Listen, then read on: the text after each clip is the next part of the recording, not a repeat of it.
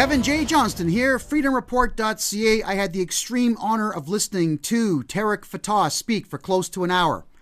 And I'm going to state something very clear to everybody. I agree with one of his points. He made a very good point, and I want you all to listen to this now. This whole thing of Islamophobia, we can all agree it does not exist. It just doesn't exist. Muslims are not being attacked. They're not being assaulted. They are not experiencing any kind of hate crimes. It's just a lie. However, because we as Canadians are angry with the fact that this is being forced on us as fact, when in reality it's all lies, some people are protesting by burning or tearing the Quran. Now, Tarek Fatah's point is that when you do that, you are committing acts of Islamophobia, not in reality, but according to Iqra Khalid and the left-wing nutjob maniacs out there who hate white people, who hate brown people, who hate red people and yellow people, and anybody else who are not Islamic or Islamic sympathizers. Do you understand? Don't give them fuel. However, he did say something that I disagree with in its entirety, and I'm going to say it now. He stated clearly that it would be a bad idea for white people, people who are not Muslims, like Hindus and Sikhs and Christians and Jainists and Buddhists and Taoists and Satanists and whatever other ists there are out there. He made the statement that none of you should be outspoken about M103, Motion M103, or Islam in general. Well, I disagree with that, because everybody has the right to self-preservation.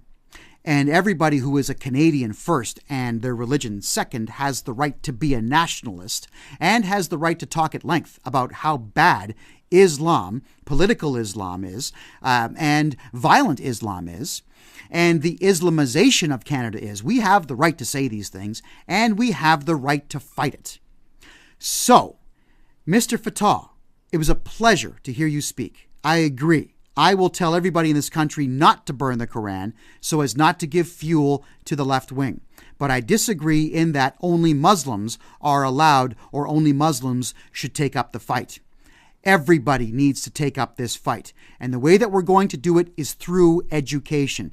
The whole country needs to understand that the Prophet Muhammad was an illiterate warlord, child rapist, and that 1.5 billion people view this man as some type of a god. And that is a problem.